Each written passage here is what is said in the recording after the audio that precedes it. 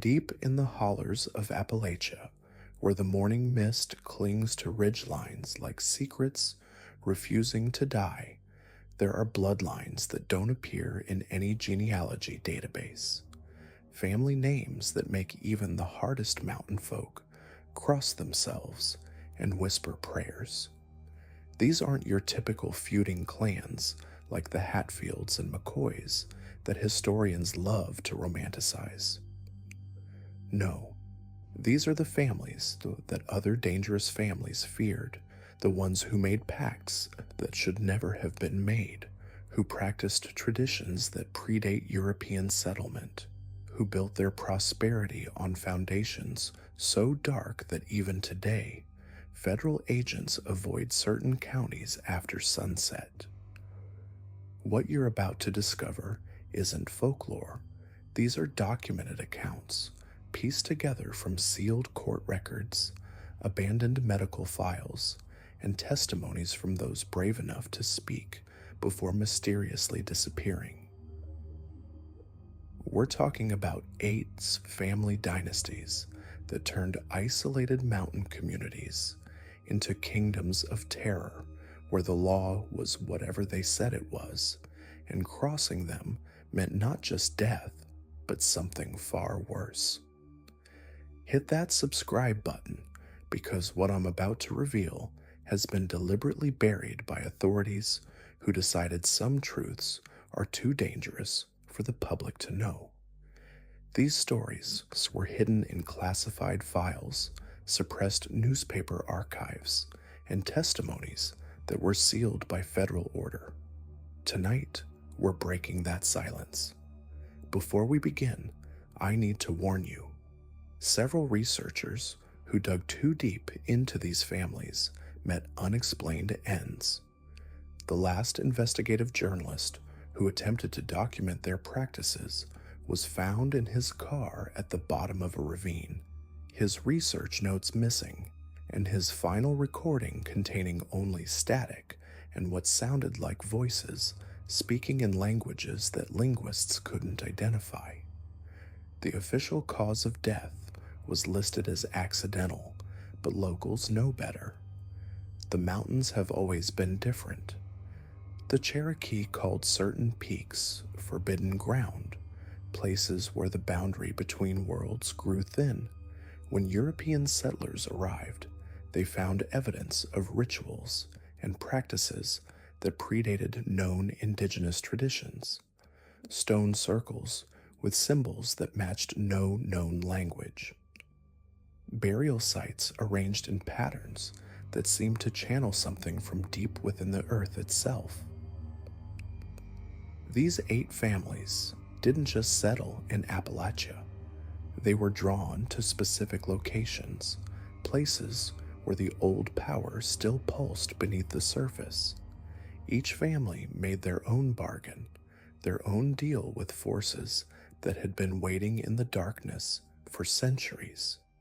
And the price they paid, the price their descendants are still paying, reveals a hidden history of America that makes our worst nightmares look like bedtime stories. The first family we're exposing tonight operated what appeared to be a simple logging business. But workers reported trees that bled when cut, lumber that whispered at night, and forests that rearranged themselves between shifts.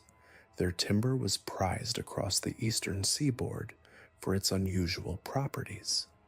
It never rotted, never burned completely, and structures built from their wood developed their own peculiar reputation.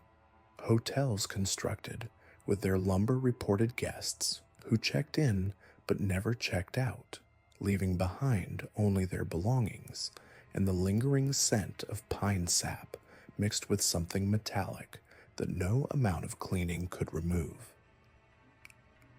The second family controlled what locals called the Healing Hollow, where desperate people came seeking cures for ailments that conventional medicine couldn't touch. They could heal anything, they claimed, any disease, any injury, any curse. The price was simple: a single drop of blood and a memory you treasured most. Patients left, cured of their physical ailments, but unable to remember their children's faces, their wedding day, or the last words their parents spoke to them.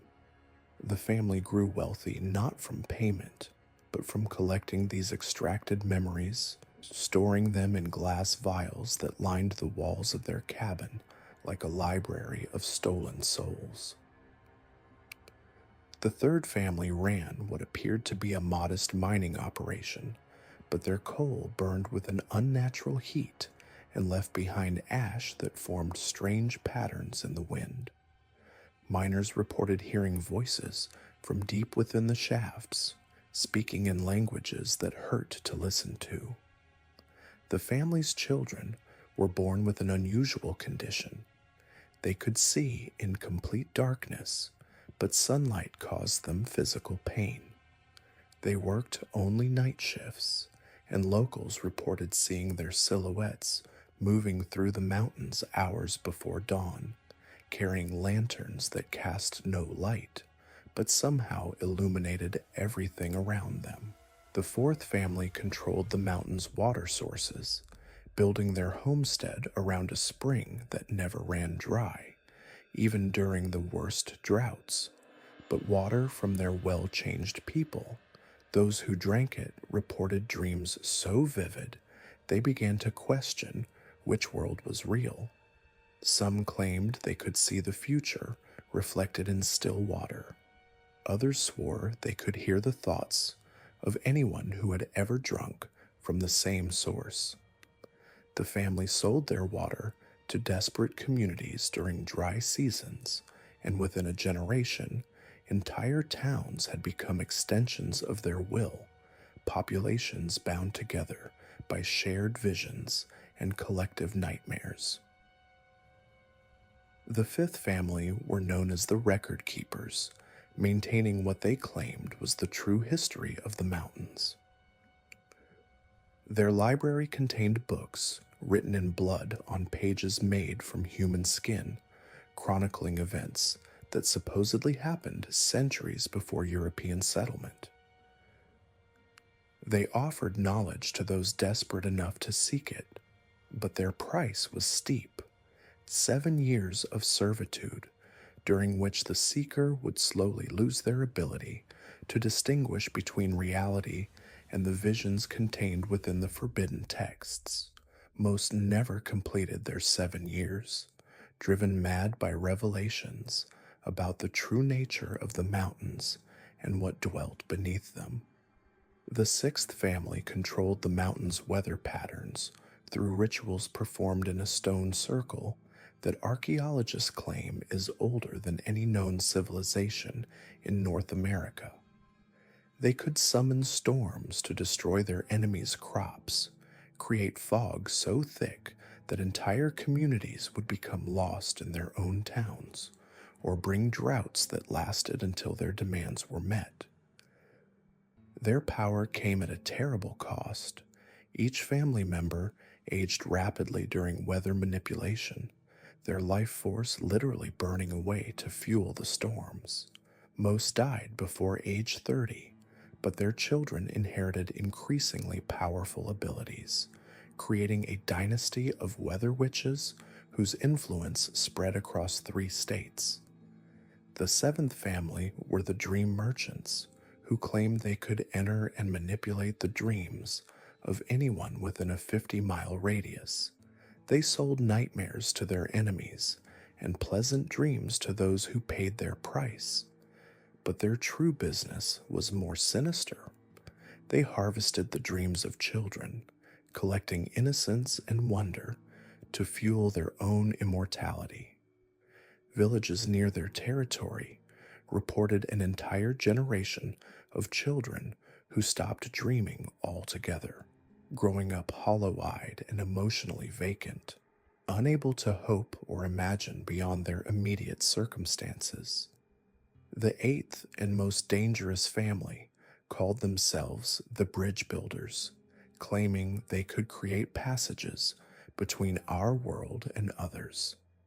They maintained what appeared to be a simple, covered bridge over a mountain stream, but those who crossed it sometimes emerged in places that shouldn't exist, or returned speaking of cities that cast no shadows and inhabitants whose faces changed when observed directly.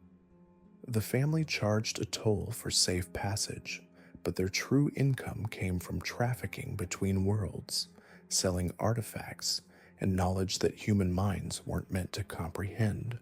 Local authorities learned to avoid the bridge entirely after 3 separate investigations resulted in officers returning with no memory of their time away and an inexplicable terror of running water. Each of these families left behind evidence that still haunts the mountains today, abandoned homesteads where the shadows move independently of any light source, wells that reflect faces of people who died decades ago, forests where the trees grow in perfect geometric patterns that become visible only from specific angles, and always, always, the sense that something is watching from just beyond the edge of perception, waiting for the next desperate soul willing to make a bargain they'll regret for generations. The most disturbing part isn't what these families did, but what they left behind. Their bloodlines didn't end with their apparent disappearances.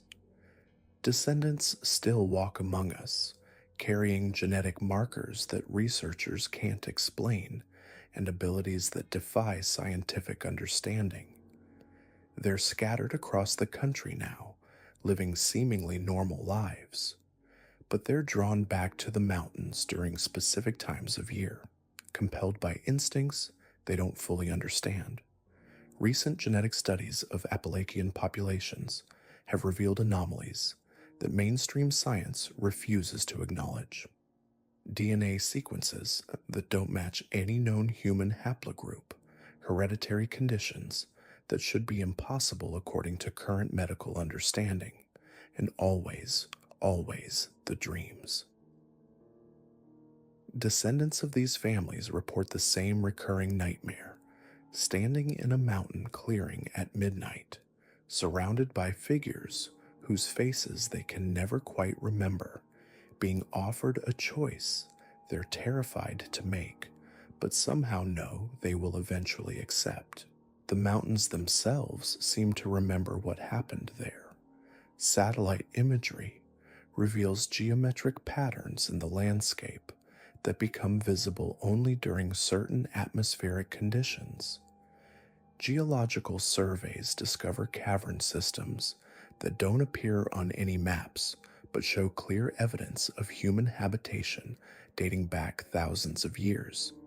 And sometimes, just sometimes, hikers report hearing voices carried on the wind, speaking in languages that sound almost familiar, offering help to those who are lost, promising solutions to problems they never spoke aloud. These 8 families prove that the history we're taught in schools is sanitized, stripped of the elements that would challenge our understanding of reality itself. They remind us that in the deepest parts of our country, in places where cell towers still can't reach and GPS systems malfunction, there are bloodlines that made choices our ancestors hoped we'd never have to understand. They built their legacy on bargains that transcended human comprehension, and their descendants carry the weight of those decisions in their very DNA. The mountains keep their secrets, but they also keep their promises. And somewhere in the mist-shrouded hollows of Appalachia, in cabins that appear on no maps and are reached by roads that exist only when they choose to be found, the legacy of these 8 families continues.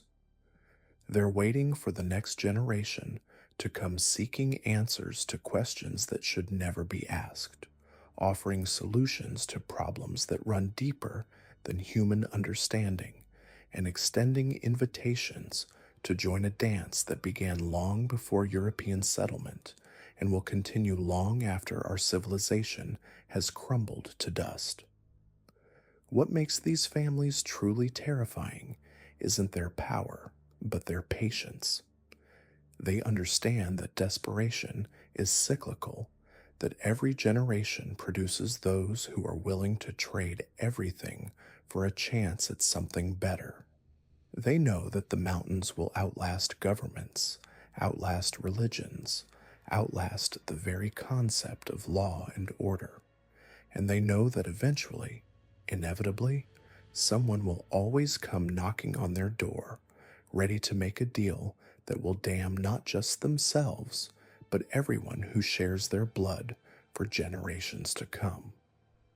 The 8 deadliest Appalachian families you won't believe existed didn't just disappear. They evolved, they adapted, they learned to hide in plain sight, to blend into modern society while maintaining their ancient practices and honoring their terrible bargains. They're out there now, scattered across the country, living normal lives until the mountains call them home. And when they answer that call, when they return to the hollows where their ancestors first made their pacts with forces beyond human understanding, they bring with them everything they've learned about our modern world, everything they've observed about our weaknesses and fears.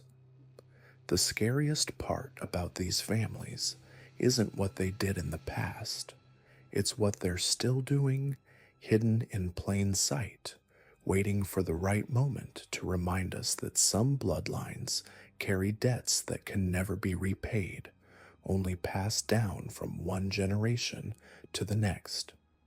They're proof that in America, in the places where the old world still bleeds through the cracks of the new, there are families whose very existence challenges everything we think we know about the limits of human power and the price of ambition. These mountains have been keeping secrets up for centuries, and they're not done with us yet. The 8 families as we've exposed tonight are just the beginning. There are others, deeper in the hollers, older in their traditions, more patient in their plans. They're waiting for us to forget, to let our guard down, to convince ourselves that such things couldn't possibly exist in our modern, rational world. And when we finally do, when we finally decide that the old warnings are just superstition and the old fears are just folklore, that's when they'll remind us why our ancestors learned to fear the mountains, why they built their settlements in the valleys, and why they never ever ventured into the high country after dark. The mountains remember everything, and they're always listening for the next desperate soul willing to make a bargain they'll regret for eternity. The mountains remember everything, especially the deals made in darkness. While 5 families claimed their terrible bargains in the winter of 1887, 3 more bloodlines had already been walking their cursed paths for decades, their names whispered in the deepest hollows, where even the mist fears to linger. These weren't newcomers to the ancient agreements that bind flesh to shadow. They were the original architects of Appalachian horror, the ones who first discovered that in these mountains, survival often requires surrendering your humanity one bloody piece at a time. The Harrow family had been perfecting their craft since before the Civil War, when young Ezra Harrow first heard the soil speaking beneath his feet. The Moonshade clan emerged from the Cherokee removal, carrying with them knowledge that should have died with their ancestors. And the Drifters, well, nobody knows exactly when they arrived, only that they've been moving through these valleys like a plague, leaving changed children and empty graves in their wake. What makes these 3 families different from the desperate winter bargains of 1887 is simple. They didn't stumble into their dark pacts. They sought them out. They refined them.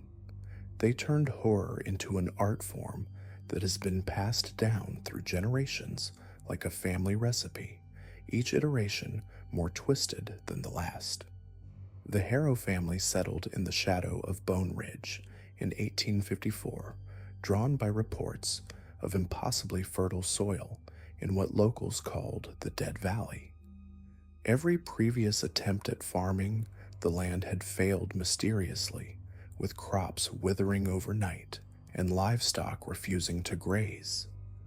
But Ezra Harrow possessed something the others lacked: the ability to hear what the earth was hungry for. The first sign of his gift manifested during a particularly harsh drought that summer. While neighboring farms watched their crops turn to dust, Ezra would walk barefoot through his fields at dawn, pressing his ear to the ground like a doctor listening to a patient's heartbeat. He claimed the soil spoke to him in whispers, telling him exactly what it needed to flourish. What it needed, according to Ezra's increasingly frantic journal entries, was blood. Not just any blood. The earth demanded what Ezra called willing sacrifice from those who shared his bloodline. Every planting season, each member of the Harrow family would slice their palms and let their blood seep into the furrows before planting. The results were immediate and undeniable. Their crops grew with supernatural vigor, producing yields that defied agricultural science. Corn stalks reached impossible heights, their kernels unnaturally plump and sweet. Vegetables grew to monstrous proportions, their flavors so intense that those who consumed them reported experiencing vivid dreams and temporary heightened senses. But the soil's appetite grew with each successful harvest. By the third year, simple blood offerings weren't enough. The earth demanded more substantial tribute. Ezra began with livestock, burying freshly slaughtered animals in specific patterns throughout his fields. The next harvest was the most bountiful in county history, but it came with a disturbing side effect. Anyone who consumed harrow produce began experiencing what locals called the sharing. They would suddenly know things they shouldn't know, feel emotions that weren't their own, and sometimes speak in voices that belonged to long-dead members of the Harrow family. The true horror of the Harrow agricultural method became apparent during the winter of 1859. Ezra's youngest son, Thomas, fell gravely ill with consumption. As the boy lay dying, Ezra made a decision that would curse his bloodline for generations. He carried his son to the center of his largest field and buried him alive, whispering promises to the hungry earth about the boy's willing sacrifice for the family's prosperity. Thomas survived the night underground, emerging the next morning fundamentally changed. His consumption was gone, but so was something essentially human about him. He spoke in the same whispers Ezra claimed to hear from the soil, and his touch could make plants grow or wither at will. More disturbing, Thomas began to age backwards, his body returning to the appearance of a child, even as his eyes held the weight of unnatural years. The Harrow family secret expanded over the decades. Each generation produced one child who underwent the burial ritual, emerging as a conduit between the family and the ravenous earth. These buried children, as they came to be known, never aged normally and possessed abilities that went far beyond agriculture.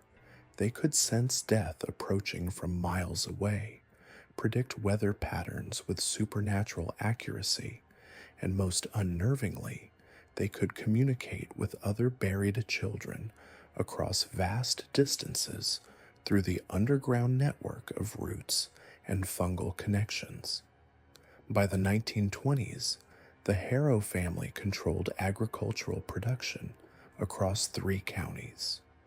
Their buried children had created an underground communication network that allowed them to manipulate crop yields, livestock health, and even the success of competing farms. They could cause widespread crop failures among their competitors, while their own fields flourished, creating artificial famines that drove desperate farmers to accept whatever terms the Harrows offered. The family's influence extended beyond agriculture into local politics and law enforcement. Sheriff's deputies who ate harrow produce began experiencing the sharing effect, unknowingly becoming part of the family's information network. Town officials found themselves making decisions that benefited harrow interests without understanding why.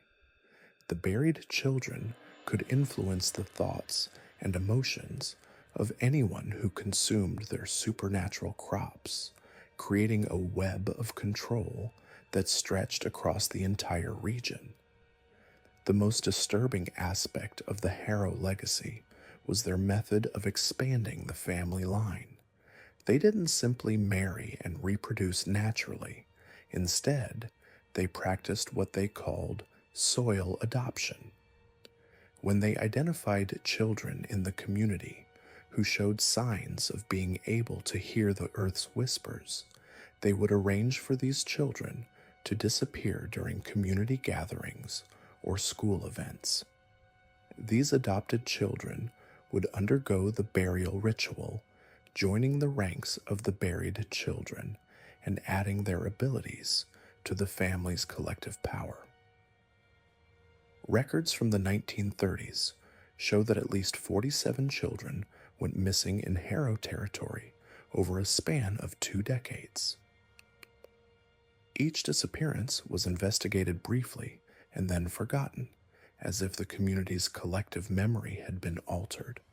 The buried children had learned to influence not just individual minds, but entire communities, creating blind spots in human awareness that allowed their activities to continue undetected. The Harrow agricultural empire finally collapsed during World War II's, but not from external pressure. The buried children had become so numerous and powerful that they no longer needed their above-ground family members. In 1943, every adult Harrow simply vanished overnight, leaving behind only their buried children and acres of impossibly fertile farmland. Local authorities found the family homes empty but undisturbed, as if the occupants had simply evaporated. The buried children continued operating the farms for several more years, appearing as normal adults to anyone who didn't look too closely. But by the 1950s, even this pretense was abandoned. The Harrow lands were officially declared abandoned, though satellite imagery from recent decades shows that the fields continue to be cultivated by unknown means. The crops grow in perfect geometric patterns that change with the seasons, forming symbols that can only be fully appreciated from aerial views. Modern agricultural scientists who have secretly studied soil samples from the former Harrow lands report finding biological anomalies that challenge current understanding of plant biology. The soil contains root systems that extend far deeper than should be possible, creating an underground network that spans hundreds of square miles. More disturbing, these root systems show signs of intelligence, responding to external stimuli in ways that suggest consciousness. Local emergency services maintain strict protocols regarding the Harrow lands. No search and rescue operations are conducted in the area, and aircraft are routed around the airspace above the former farms. This isn't due to any official government restriction, but rather because of a pattern of disappearances that authorities prefer not to acknowledge. Anyone who spends extended time in the area, particularly those involved in agriculture or soil research, tends to develop what psychologists call earth dependency. They become obsessed with returning to the land, often abandoning their families and careers to spend days walking barefoot through the abandoned fields. The harrow genetic legacy continues in subtle ways throughout the region. Children born to families who consumed harrow produce over multiple generations, sometimes display unusual abilities. They can predict weather changes days in advance, sense underground water sources, and occasionally demonstrate an uncanny ability to make plants grow in impossible conditions. Most disturbing, some of these children report hearing whispers from underground during quiet moments, voices that speak in languages they don't recognize but somehow understand. The Moonshade family's origins trace back to the forced removal of the Cherokee from their ancestral lands in 1838. Among those who walked the Trail of Tears was a medicine woman named Ayeta, who carried with her a collection of sacred objects that tribal elders claimed should never leave the mountains. As her people were driven westward, Ayeta made a decision that would echo through generations. She would stay behind and preserve the old ways, no matter the cost. Ayeta established herself in a remote valley that the Cherokee had considered forbidden ground, a place where the boundary between the world of the living and the world of spirits was said to be thin. She took the name Moonshade, abandoning her Cherokee identity to become something new and terrible. Using the sacred objects she had preserved, she began practicing rituals that combined traditional Cherokee spiritual practices with darker elements drawn from the mountain's own malevolent influences. The first members of the Moonshade family weren't born in the conventional sense.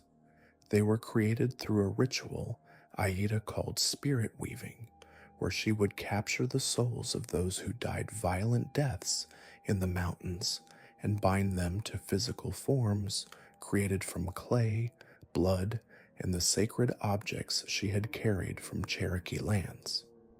These artificial beings possessed memories and personalities from their previous lives, but they were bound to serve Aite's will and carry out her increasingly dark purposes. The Moonshade family operated as guardians of what they called the old contracts, agreements made between the Cherokee and the mountain spirits long before European settlement. These contracts involved regular offerings and ceremonies designed to keep certain entities contained within the deepest parts of the mountains. When the Cherokee were forced to leave, these agreements were broken and the entities began to stir. Ayeta and her created family took it upon themselves to maintain these ancient obligations, but their methods grew increasingly extreme as the entity's hunger grew. The family's primary ritual involved what they called memory harvesting. They would identify individuals who carried strong traumatic memories, particularly those related to loss, violence, or betrayal. Through a combination of psychological manipulation and supernatural influence, they would intensify these memories until the person became consumed by them. At the moment of complete psychological breakdown, the Moonshades would extract the traumatic memory through a ritual that left the victim in a catatonic state while transferring their pain and anguish to the mountain entities as a form of spiritual nutrition. The Moonshade family expanded their operations during the Civil War, when the mountains filled with soldiers carrying fresh trauma from battle. They established what appeared to be a field hospital in their valley, treating wounded soldiers from both sides. Those who recovered often reported miraculous healing, but they left behind something essential. They would return to their units functioning normally, but empty of strong emotion, unable to form meaningful connections with other people, and plagued by a sense that something crucial had been removed from their souls. The family's influence grew during the post-war period as they refined their techniques. They learned to harvest memories, not just from individuals, but from entire families and communities. They would identify places where tragic events had occurred, homes where murders had taken place, or battlefields where soldiers had died in large numbers. Through elaborate rituals performed during specific lunar phases, they could extract the residual trauma from these locations and use it to feed the mountain entities. The most disturbing aspect of the moonshade operations was their ability to manipulate inherited trauma. They discovered that traumatic memories could be passed down through bloodlines, creating what they called memory echoes in descendants of people who had experienced severe psychological trauma. The family would track these bloodlines across generations, waiting for the memory echoes to reach sufficient intensity before harvesting them. This practice allowed them to maintain a steady supply of spiritual nutrition for the mountain entities without having to create new trauma themselves. By the 1890s, the Moonshade family had established a network of contacts throughout the Appalachian region. They operated through a series of front organizations, including traveling medicine shows, spiritualist churches, and charitable organizations that provided aid to families dealing with tragedy. These fronts allowed them to identify and access potential victims while maintaining a facade of community service. The family's influence extended into the emerging field of psychiatry. Several prominent alienists and nerve doctors in the region were either members of the Moonshade family or individuals whose memories had been partially harvested, leaving them with enhanced ability to understand and manipulate human psychology while being unable to form genuine emotional connections. These medical professionals would identify patients with particularly intense traumatic memories and refer them to Moonshade-operated facilities for treatment. The Moonshade family's most ambitious project began in the 1920s with the establishment of what they called the Generational Archive. This was an attempt to create a comprehensive collection of traumatic memories spanning multiple generations of Appalachian families. They identified bloodlines that had experienced consistent trauma over several generations, families affected by mining accidents, blood feuds, or repeated personal tragedies.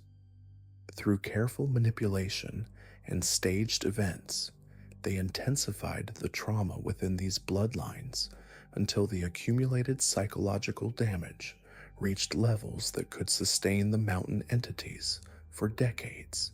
The family's operations came to the attention of federal authorities during the Great Depression, when unusually high rates of mental illness and suicide in certain Appalachian communities triggered a government investigation. Federal agents discovered evidence of systematic psychological manipulation affecting hundreds of families across multiple states. However, the investigation was abruptly terminated when several agents experienced complete psychological breakdowns, claiming that their own traumatic memories had been somehow amplified and weaponized against them. The Moonshade family adapted to increased scrutiny by dispersing their operations and going deeper, underground. They established what they called memory sanctuaries in remote locations throughout the mountains, places where harvested traumatic memories could be stored and processed before being offered to the mountain entities. These sanctuaries were disguised as everything from abandoned churches to natural cave systems, but they all shared certain characteristics: abnormally cold temperatures, an oppressive atmosphere that caused psychological distress in visitors, and the presence of what researchers later described as psychic residue that could trigger traumatic flashbacks in anyone who spent extended time in the area. The family's influence on modern psychology and psychiatry cannot be overstated. Many therapeutic techniques developed in the mid-20th century for treating trauma were based on research conducted at moonshade-affiliated facilities. However, these techniques were designed not to heal trauma, but to intensify and harvest it more efficiently. Patients who received treatment at these facilities often reported initial improvement, followed by devastating relapses that left them worse than before treatment began. The moonshade genetic legacy continues today through descendants who carry what researchers call memory sensitivity. These individuals experience unusually vivid and emotionally intense memories, often including memories that seem to belong to previous generations. They frequently report sensing the emotional history of places they visit, experiencing traumatic flashbacks to events they never witnessed, and feeling compelled to visit specific locations in the mountains where they experience overwhelming emotional responses. The mountain entities that the Moonshade family served continue to influence the region through what appears to be a self-sustaining system of trauma generation and harvesting. Areas where the family conducted their most intensive operations continue to experience unusually high rates of psychological distress, domestic violence, and suicide.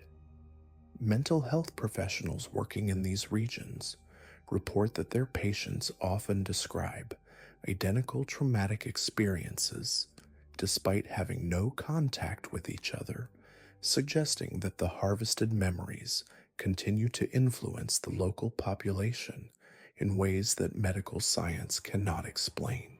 The drifters represent perhaps the most enigmatic and terrifying of the Appalachian supernatural families, primarily because they aren't really a family in any traditional sense.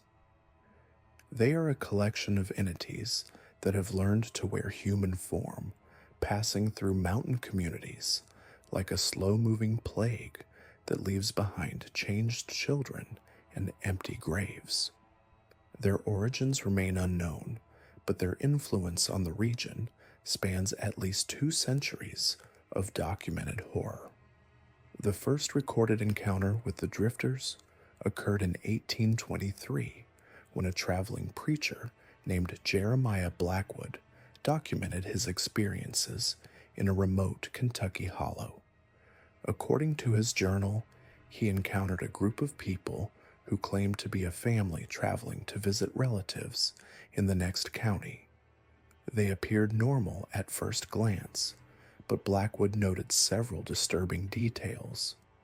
They cast no shadows despite the bright sunlight. They spoke in perfect unison when answering questions, and their eyes reflected light like those of nocturnal animals. The drifters invited Blackwood to share their camp for the night, an invitation he accepted despite his growing unease. During the night, he witnessed what he described as the changing. The family members began to shift and alter their physical forms, their skin becoming fluid and their features rearranging themselves into different configurations. By morning, They had assumed completely different appearances, now resembling a family that Blackwood recognized from a community he had visited weeks earlier. The drifters' method of operation became clear through decades of scattered reports and missing person cases. They would study a target family from a distance, learning their habits, relationships, and daily routines. Then, during a carefully orchestrated event, they would eliminate the original family members and assume their identities. The process wasn't simple impersonation.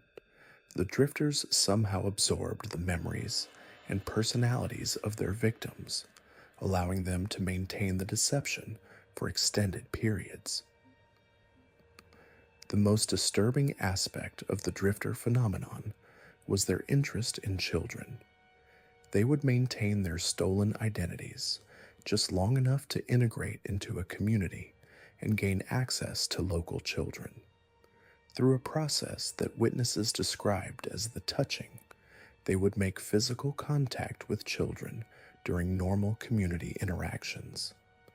This contact would initiate a slow transformation process that could take months or even years to complete. Children who had been touched by the drifters would gradually begin to change. The transformation started with subtle alterations in behavior and personality. They would become increasingly withdrawn from their families, preferring to spend time alone or with other touched children. Their sleep patterns would shift dramatically, with many becoming completely nocturnal. Most disturbing, they would begin to demonstrate knowledge and abilities that they couldn't possibly have acquired through normal means. The physical transformation followed the behavioral changes. Touched children would develop unusual physical characteristics. Their eyes would become more reflective, their skin would take on a slightly translucent quality, and their body temperature would drop significantly. They would lose the ability to cast clear shadows, and their reflections in mirrors would become increasingly faint. By the final stages of transformation, they would be virtually indistinguishable from the original drifters. The drifters' influence on Appalachian communities was devastating but subtle. They would spend months or even years in a single location, slowly touching and transforming children while maintaining their stolen identities. By the time the community realized what was happening, entire generations of children might have been affected. The transformed children would eventually disappear, joining the drifters in their endless migration through the mountains. The family's operations were made possible by their supernatural abilities. They could alter their physical appearance at will, though they required regular exposure to their victims' personal belongings to maintain the deception. They possessed enhanced sensory abilities that allowed them to track individuals across vast distances, and they could communicate with each other through means that appeared to be telepathic. Most importantly, they seemed to be immune to conventional weapons and physical harm, making them nearly impossible to stop through direct confrontation. The drifters' impact on local folklore and legend cannot be overstated. They are the source of numerous Appalachian stories about changelings, doppelgangers, and children who disappeared in the night. Many traditional mountain remedies and protective charms were developed specifically to ward off the drifters and prevent the touching of children. Families would hang iron objects around their homes, burn specific herbs, and teach their children to avoid contact with strangers, particularly those who seemed too eager to touch or hold them. The family's operations became more sophisticated over time. By the late 1800s, They had learned to coordinate their activities across multiple communities, creating networks of transformed children who could serve as scouts and informants. They established what appeared to be legitimate businesses, often general stores or trading posts, that allowed them to maintain contact with their transformed offspring while moving between communities. The drifters' influence on the development of Appalachian culture was profound. The region's traditional emphasis on family loyalty and suspicion of outsiders can be traced partly to generations of communities defending themselves against the drifter threat.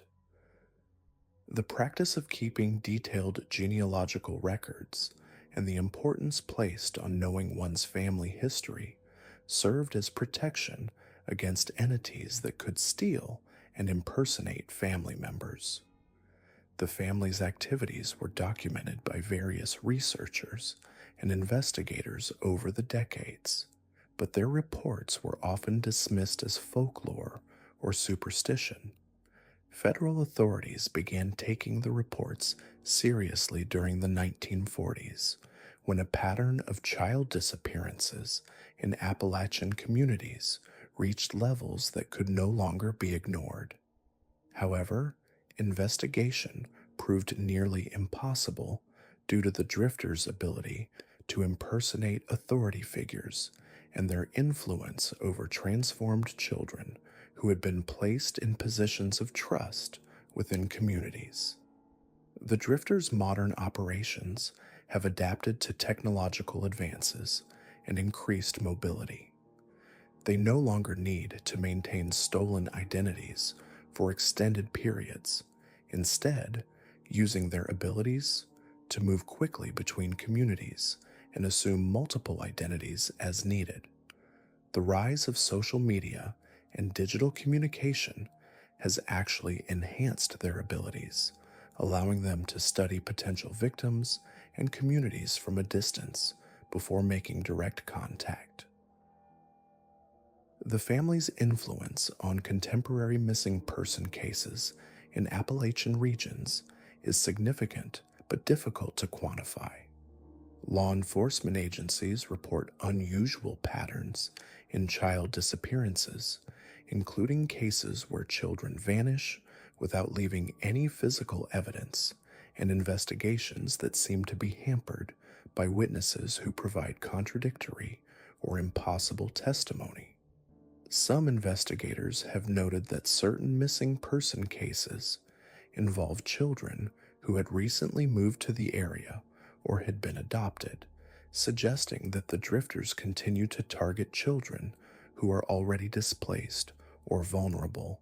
The genetic legacy of the drifters is perhaps the most disturbing aspect of their long presence in the region.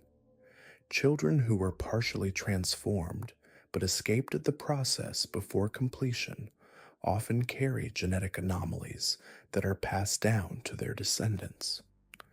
These individuals may possess enhanced sensory abilities, unusual physical characteristics, or behavioral patterns that set them apart from the general population.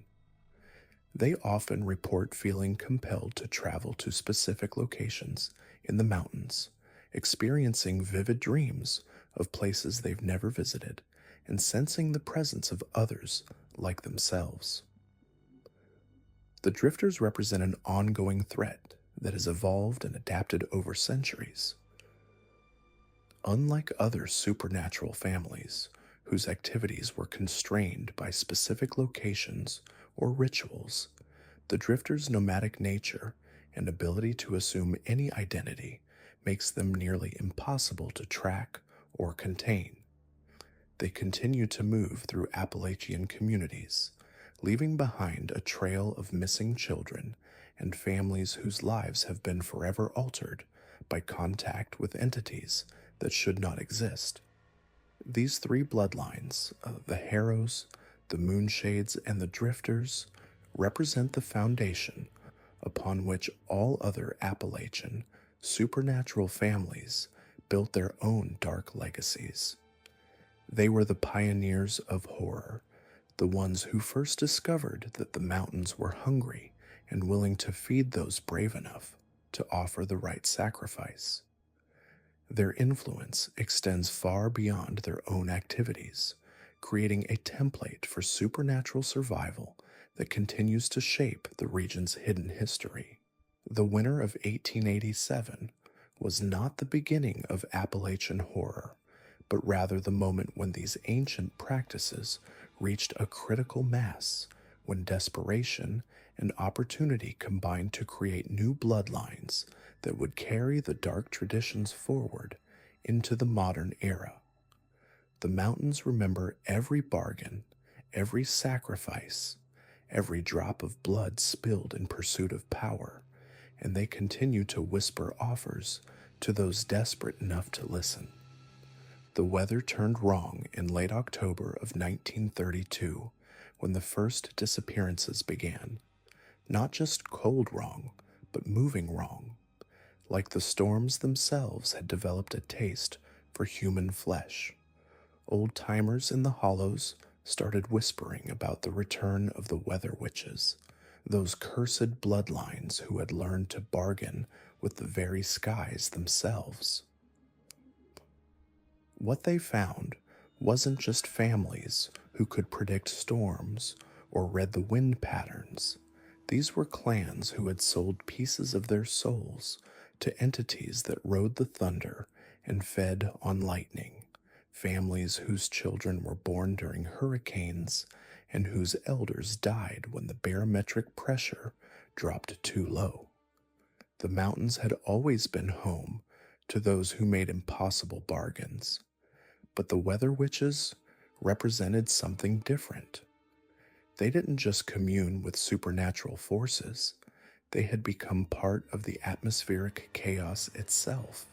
Their rituals didn't happen in caves or clearings, but in the eye of tornadoes, at the center of hailstorms, and on mountain tops where lightning struck the same spot 17 times in a single night. For over a century, these families had been calling down weather that shouldn't exist in Appalachia, storms that moved against the jet stream, blizzards that struck in July, and tornadoes that carved perfect spirals into the mountainsides. But every storm came with a price, and that price was always paid in blood. The Stormcaller dynasty emerged from the most isolated peaks of eastern Kentucky in the 1840s, when a desperate farmer named Ezra Stormcaller made a bargain that would echo through 6 generations. The winter of 1843 had been the harshest in memory, with snow falling continuously for 4 months and temperatures so low that even the mountain springs froze solid. Ezra's family faced certain death by starvation, watching their livestock die one by one as their food stores dwindled to nothing. On the winter solstice, as another blizzard raged outside their cabin, Ezra climbed to the highest peak he could reach, a jagged outcropping locals called Devil's Spine. There, in the howling wind and driving snow, he screamed his desperation into the storm itself. What answered wasn't human. The voice that spoke back came from the wind itself, a chorus of whispers that seemed to emanate from every snowflake, every gust of frozen air. The entity that responded called itself the Tempest Keeper, and it offered Ezra a trade. His family would never again face death by weather, but they would become servants of the storm itself. Their bloodline would carry the power to call down any weather they desired, but each use of this power would require a sacrifice. Not just animals or possessions, but human life taken during the storm they summoned. Ezra accepted without hesitation. The change was immediate and terrifying. Within hours, the blizzard that had been raging for days simply stopped, as if someone had thrown a switch. The temperature rose 40 degrees in a single night, and by morning, the snow had melted completely, leaving behind soil so rich and dark that crops planted in it would grow 3 times larger than normal. But the real transformation was in Ezra himself. His eyes had changed, becoming the color of storm clouds, and when he spoke, his voice carried the distant rumble of thunder. Over the following months, Ezra discovered the full extent of his new abilities. He could sense weather patterns days before they arrived, feel the pressure changes in his bones, and most disturbing of all, he could call specific types of storms by performing increasingly elaborate rituals. A drought required the sacrifice of something precious, usually livestock or family heirlooms, burned during a ceremony conducted at midnight. But the more severe the weather he wanted to summon, the more severe the sacrifice required. The first human sacrifice came in 1847, when a neighboring family challenged the Stormcaller's claim to a particularly fertile valley. Ezra's son, Marcus, had inherited his father's abilities and expanded upon them in ways that terrified even Ezra. Marcus discovered that by taking a human life during the ritual, he could summon weather so specific and localized that it would affect only his enemies while leaving his own property untouched. The neighboring family woke to find their crops destroyed by a hailstorm that had struck only their fields, leaving stones the size of chicken eggs that had somehow avoided every other farm in the valley. When they attempted to replant, a localized tornado touched down, destroying only their barn and livestock, while leaving structures 50 feet away completely undamaged. The family fled within the week, abandoning their property to the Stormcallers. By the 1860s, the Stormcaller family had expanded their territory to cover 3 counties, using their weather control to drive out competitors and establish themselves as the dominant force in the region. They had developed an intricate system of weather manipulation that required increasingly elaborate sacrifices. Minor weather changes could be accomplished with animal blood and ritual offerings, but the major storms they used to eliminate enemies required human sacrifice conducted according to specific lunar and atmospheric conditions. The family had also discovered that their abilities were hereditary, but came with a terrible cost. Each generation born to the Stormcaller line possessed enhanced weather sensitivity and the ability to influence atmospheric conditions, but they also suffered from what the family called storm sickness. Children born during thunderstorms developed neurological conditions that caused them to convulse whenever lightning struck within a mile of their location. Those born during blizzards had body temperatures that never rose above 95 degrees, requiring them to wear heavy clothing even in summer heat. Most disturbing were the children born during the family's ritual storms, conceived during the ceremonies where human sacrifices were offered to the Tempest Keeper. These children, about always born exactly 9 months after a ritual, possessed the strongest weather abilities, but also the shortest lifespans. They rarely lived past their 30th birthday, dying invariably during the most severe storms, as if the weather itself was reclaiming them. The Stormcaller influence reached its peak during the 1920s, when the family controlled weather patterns across a region spanning 4 states. They had developed a sophisticated network of rituals and sacrifices that allowed them to manipulate everything from local precipitation to regional pressure systems. During Prohibition, they became invaluable to bootleggers, using their abilities to create fog cover for smuggling operations and to generate storms that would prevent federal agents from accessing remote distilleries. But their power came with increasing supernatural demands. The Tempest Keeper required more frequent and more elaborate sacrifices, and the family found themselves compelled to perform rituals during every major storm that passed through their territory. They could no longer simply allow natural weather to occur without participating in it, paying the required price in blood and suffering.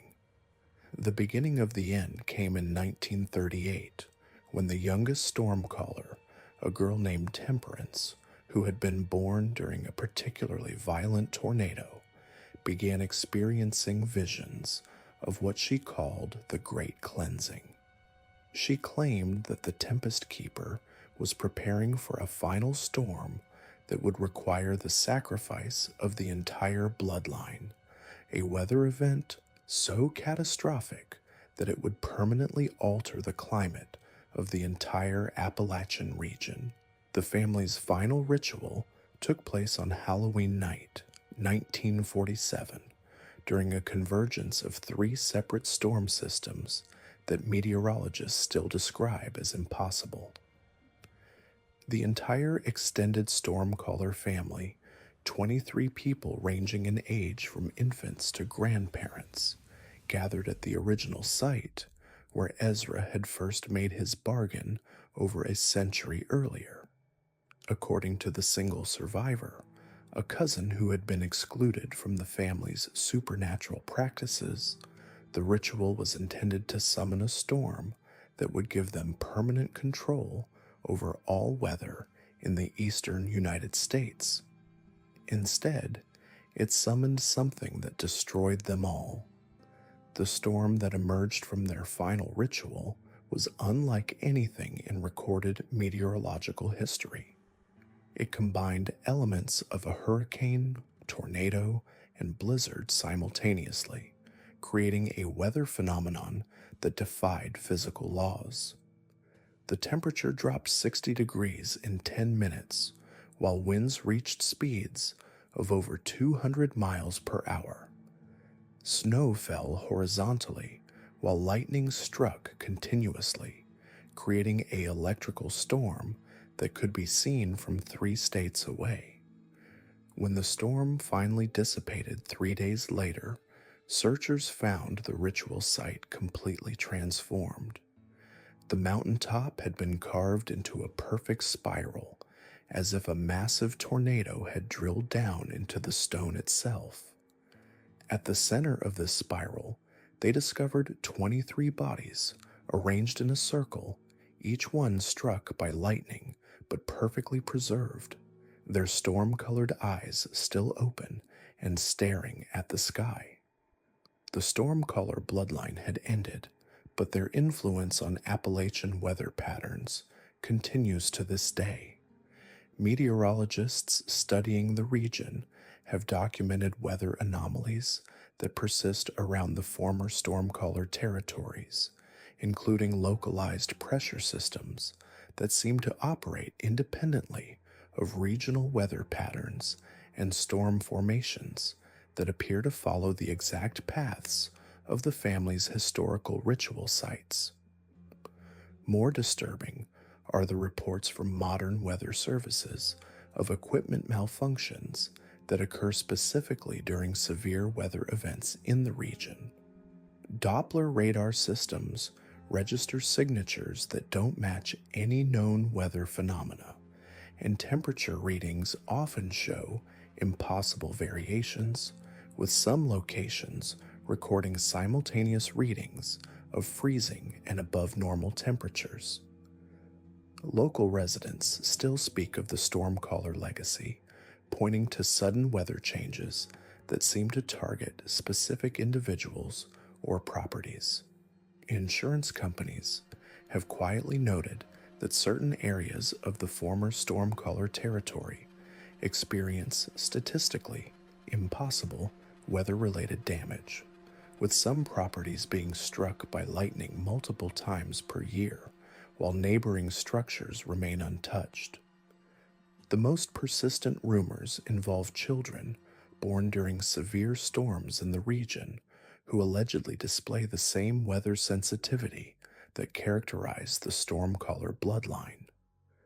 These children, according to local accounts, become agitated hours before storms arrive, suffer from the same temperature regulation issues that plagued the family, and in some cases, demonstrate an uncanny ability to predict weather changes with accuracy that exceeds modern meteorological forecasting.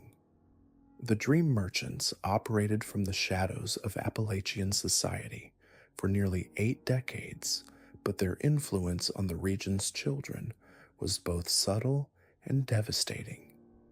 Unlike other supernatural families who announce their presence through violence or obvious displays of power, the Dream Merchants worked through manipulation of the subconscious mind, harvesting something far more precious than gold or territory.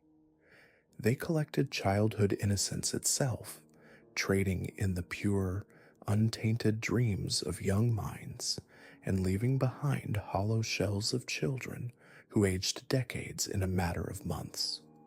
The family's origins traced back to 1889, when a traveling performer named Cornelius Merchant arrived in the remote valleys of West Virginia with a wagon full of strange devices he claimed were scientific instruments for studying sleep patterns. What he actually carried were tools for psychological manipulation, so advanced that modern psychiatrists still struggle to understand their function. Mechanical contraptions of brass and dark wood, fitted with lenses that seemed to capture and reflect light in impossible ways, and resonating chambers that produced sounds just below the threshold of human hearing.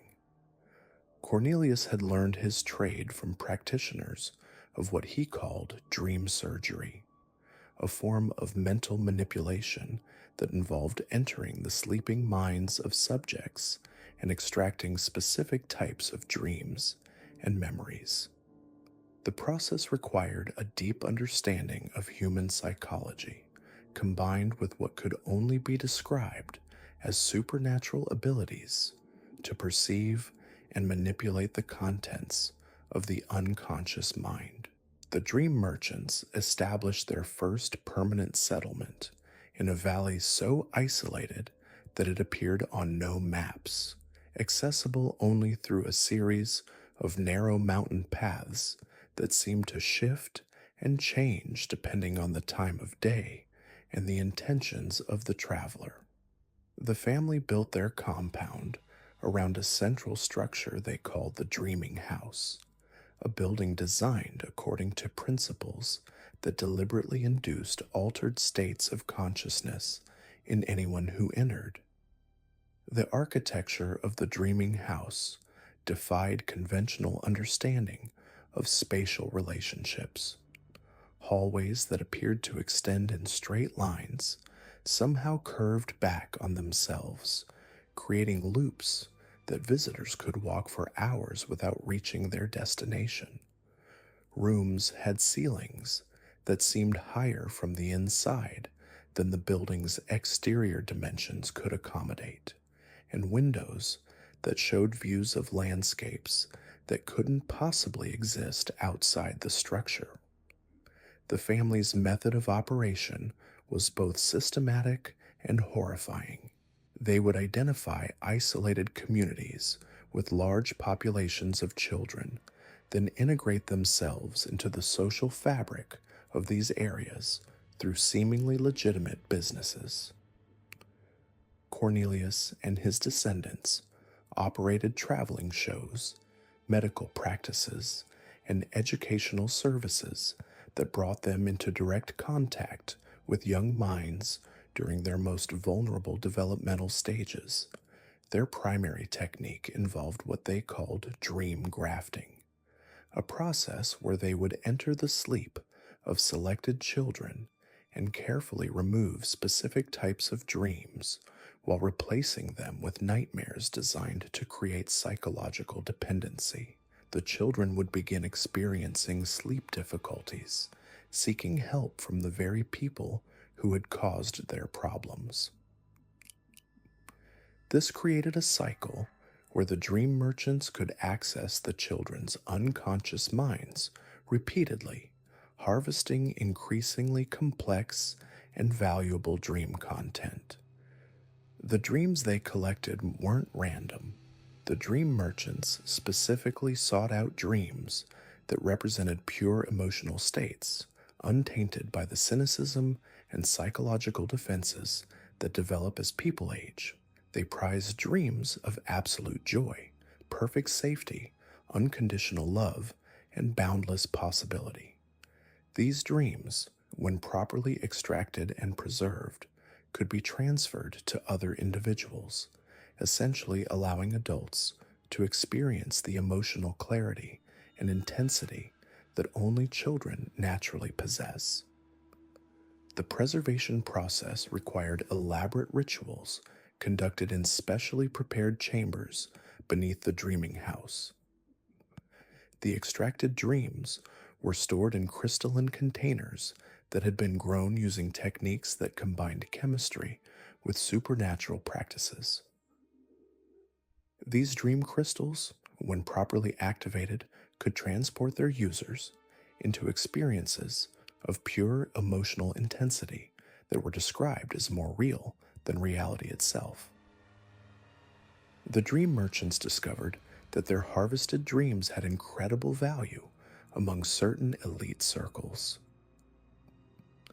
Wealthy individuals suffering from depression, anxiety, or the emotional numbness that often accompanies power and success would pay enormous sums for the opportunity to experience authentic joy, wonder, or hope.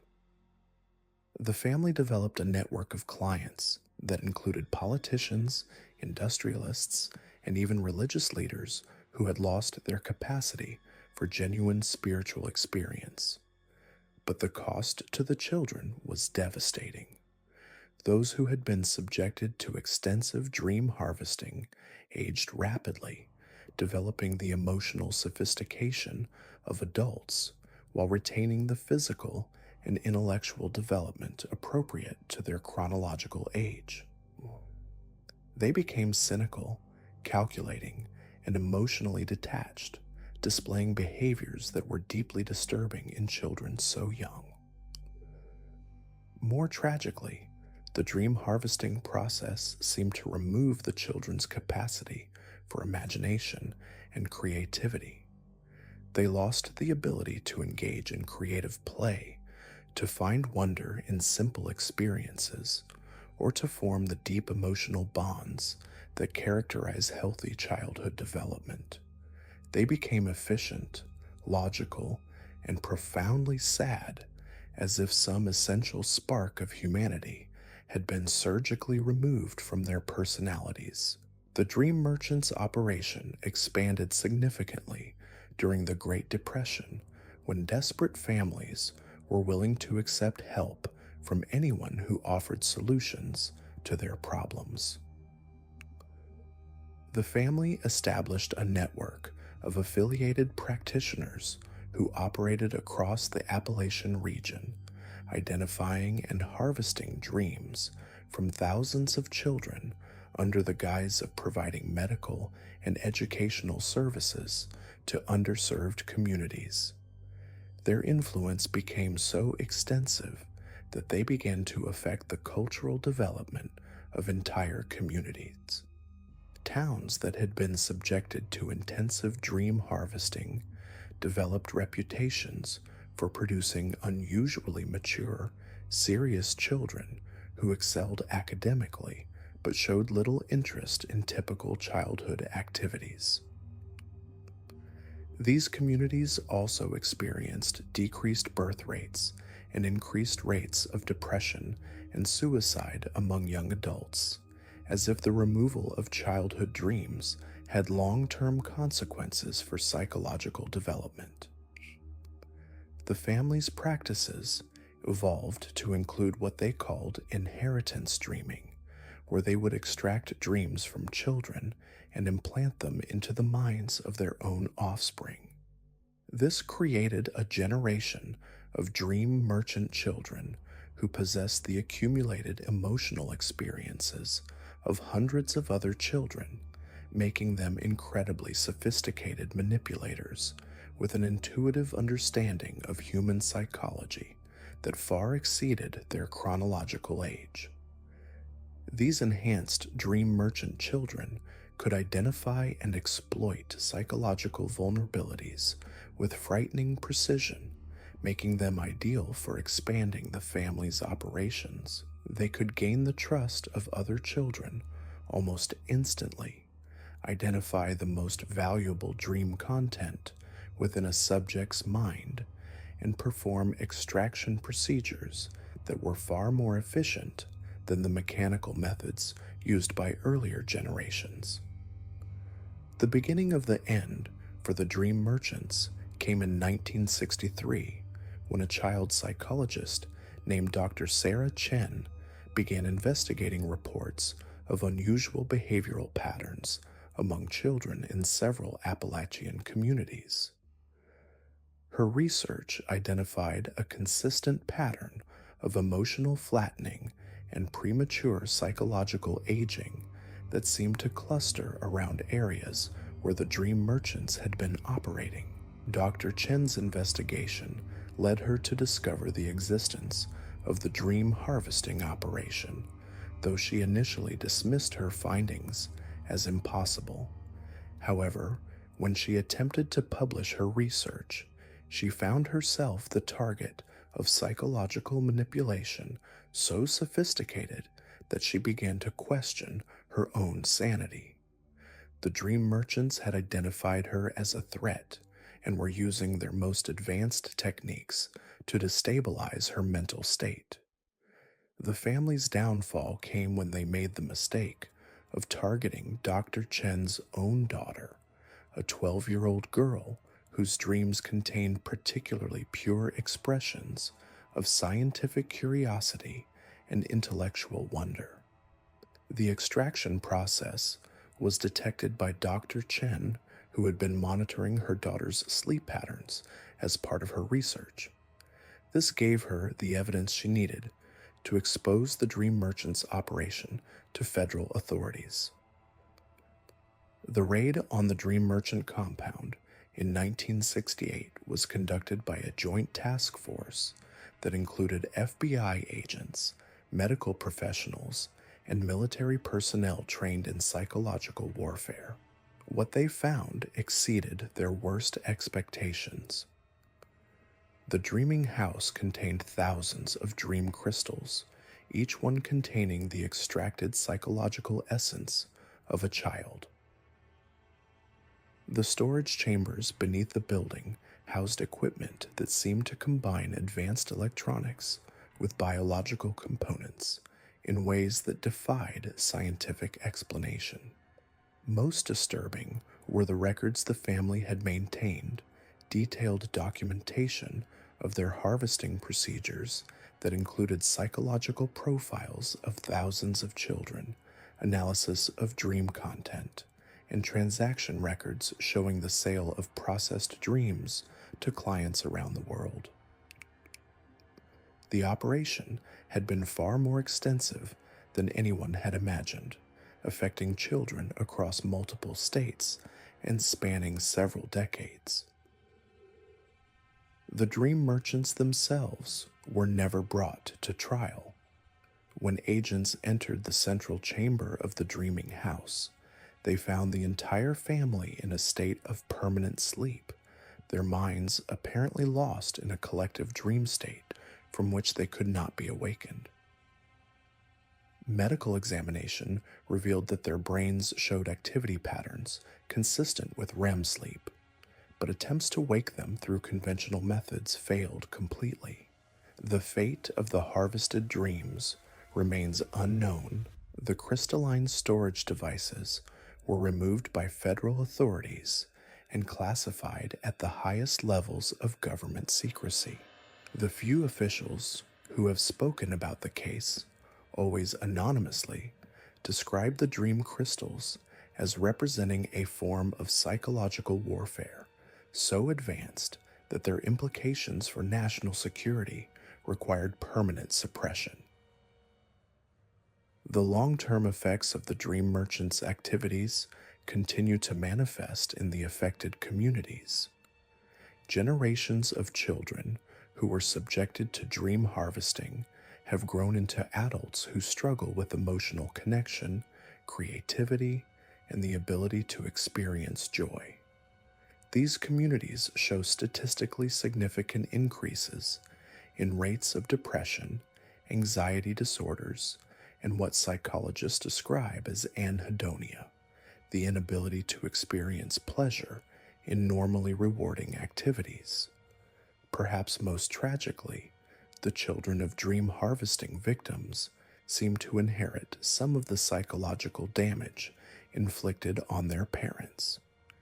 These second-generation victims display emotional flattening and premature psychological aging similar to that experienced by the original targets, suggesting that the dream merchants' procedures created heritable changes in psychological development that persist across generations.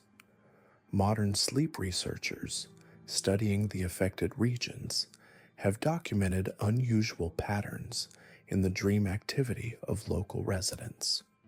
Sleep studies show that people from communities that were targeted by the dream merchants experience significantly less REM sleep and report fewer dreams than average populations. Well, when they do dream, the content tends to be unusually mundane and lacking in the symbolic complexity that characterizes normal dream activity. The Bridgebuilders represented perhaps the most dangerous of all Appalachian supernatural families, because their practices didn't just affect the living or the dead, but threatened to permanently alter the fundamental structure of reality itself. For over a century, this bloodline had been constructing literal bridges between different dimensions of existence, creating doorways that allowed entities from other realms to enter our world while simultaneously providing humans with access to realities that were never meant to be explored. The family's origins could be traced to 1876, when a civil engineer named Thaddeus Bridgewater arrived in the mountains of eastern Tennessee to oversee construction of a railroad bridge across a particularly treacherous gorge. Local legends claimed the gorge was cursed, that it served as a gateway between worlds, and that any structure built across it would invite disaster. Thaddeus dismissed these warnings as superstition, but his dismissal changed when construction began revealing evidence that the local legends contained more truth than fiction. The gorge possessed unusual properties that defied geological explanation.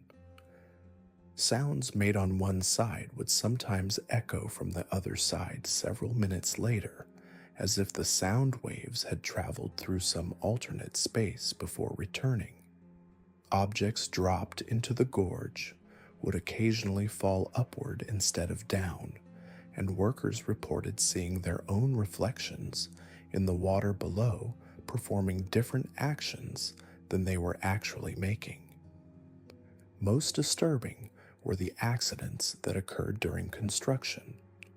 Workers would vanish for hours, only to reappear with no memory of where they had been, but carrying objects that didn't exist in their world. Tools made from metals that couldn't be identified, seeds from plants that didn't grow in their climate, and most unsettling, photographs showing the missing workers in landscapes that bore no resemblance to the surrounding geography. Thaddeus became obsessed with understanding the anomalous properties of the gorge, spending months studying the phenomenon and developing theories about the nature of reality that were decades ahead of their time. He concluded that the gorge represented a natural weakness in the barrier between dimensions, a place where the normal rules of physics broke down and allowed for interaction between parallel realities. Rather than avoiding the anomaly, Thaddeus decided to exploit it. He redesigned the bridge to incorporate geometric patterns and mathematical relationships that he believed would stabilize and enhance the dimensional instability. The resulting structure was architecturally impossible, appearing to be a normal railroad bridge from a distance, but revealing increasingly complex and contradictory features upon closer inspection. The bridge seemed to exist in multiple dimensions simultaneously. Trains crossing it would sometimes arrive at their destination before they had finished crossing, while passengers reported journeys that lasted hours, despite the bridge spanning only a few hundred feet. Some travelers claimed to see alternate versions of themselves working on parallel construction projects visible through windows that appeared in the bridge's structure during certain weather conditions. Thaddeus discovered that he could control and direct the bridge's dimensional properties through the use of specific rituals performed at crucial structural points.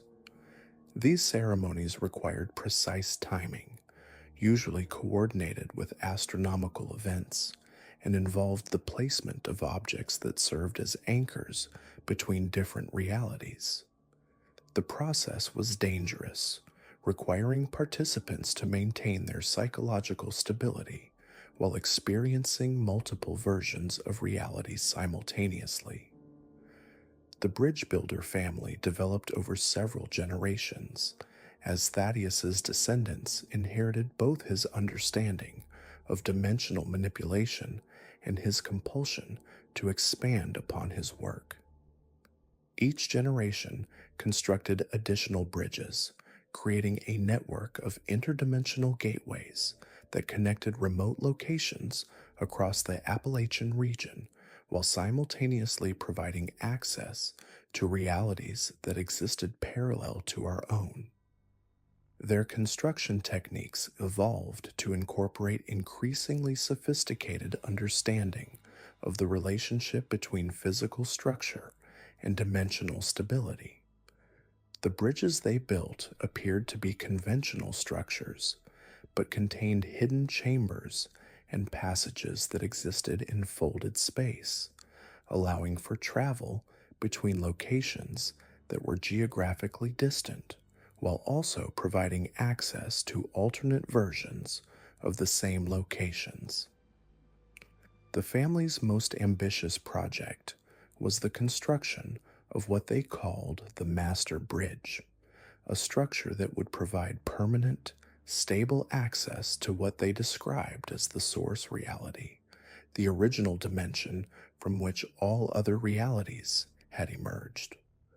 This bridge required the coordination of multiple smaller bridges, creating a network effect that would amplify the dimensional instability and allow for large-scale travel between worlds. The construction of the Master Bridge required resources and knowledge that the bridge builders couldn't acquire through conventional means. They developed relationships with entities from other dimensions, trading services and information in exchange for materials and techniques that didn't exist in our reality.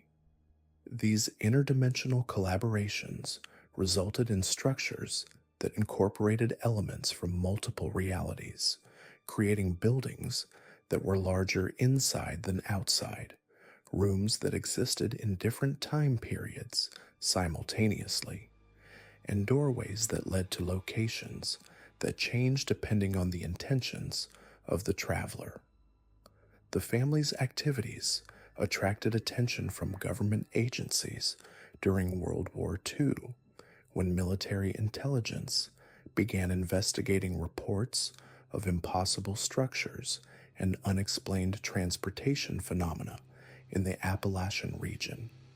The Bridgebuilders network had grown to include dozens of interdimensional gateways, some of which were being used by entities from other realities to establish permanent settlements in our world. The security implications were staggering. The Bridgebuilders had essentially created a transportation network that bypassed all conventional methods of border control and surveillance. Entities from other dimensions could travel freely between locations, carrying technologies and knowledge that posed potential threats to national security. More disturbing was the discovery that some of these interdimensional visitors were conducting their own construction projects, building structures that served purposes that human investigators couldn't understand. The government's attempts to study and control the Bridgebuilder network met with limited success. The structures they had built operated according to principles that defied conventional physics, making them impossible to analyze using traditional scientific methods.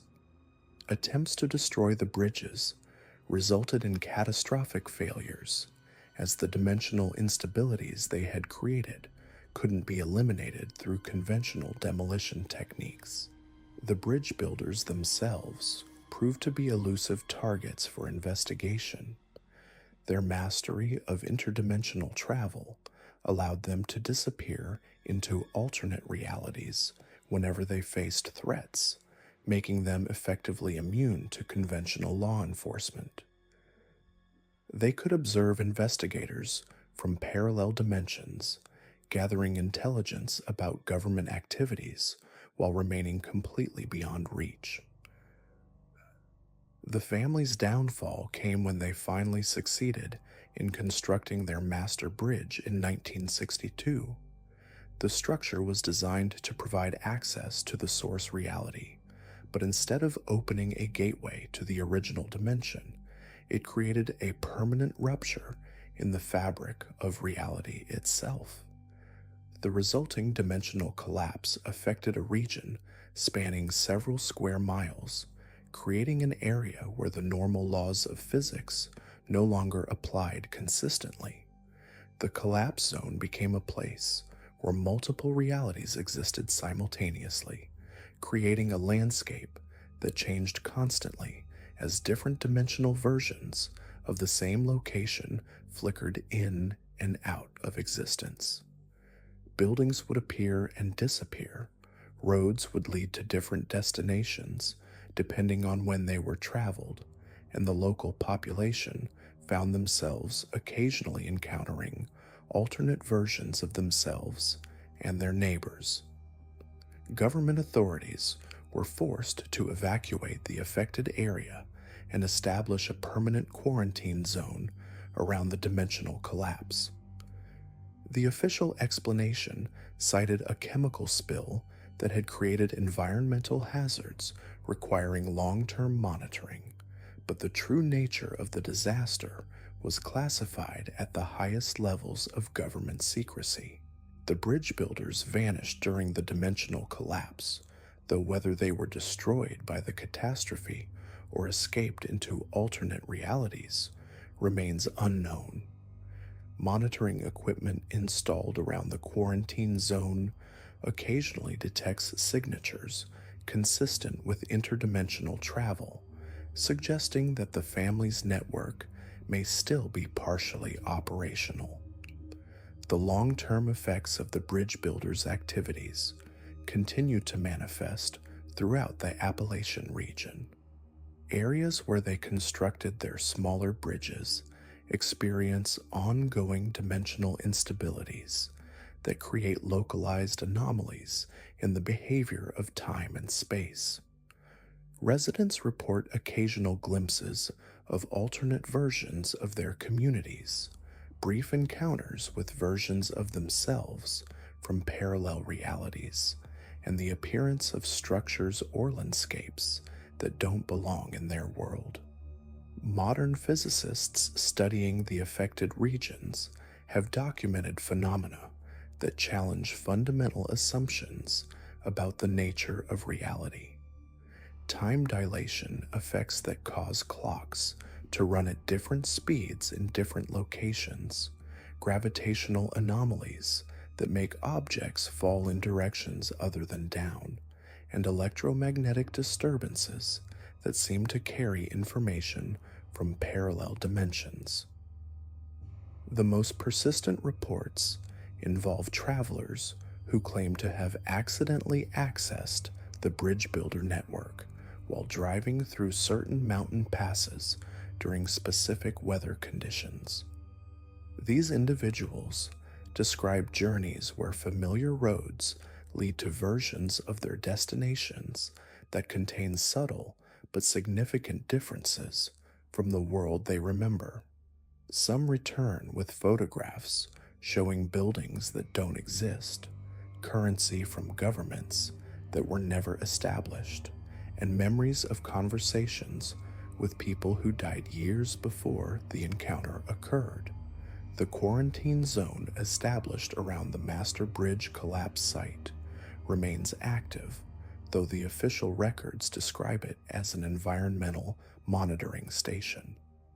Satellite imagery of the area shows distortions that suggest the landscape itself is unstable, with features that appear to shift and change between different photographic passes. Aircraft flying over the region report navigation equipment malfunctions and occasional visual contact with structures that don't appear on any maps. The Bridgebuilder's legacy serves as a warning about the dangers of manipulating forces beyond human understanding. Their pursuit of interdimensional travel succeeded in creating pathways between realities, but at the cost of permanently damaging the stability of our own world. The dimensional instabilities they created continue to spread slowly outward from their original construction sites, creating new anomalies and expanding the regions where normal physics no longer applies reliably. Local communities near the former Bridgebuilder territories have developed unofficial protocols for dealing with dimensional anomalies. Residents learn to recognize the signs of reality distortion and avoid certain areas during conditions that seem to trigger increased dimensional activity. Children are taught to trust their instincts about places that feel wrong, and families maintain emergency supplies for situations where their normal escape routes might lead to alternate versions of their destinations.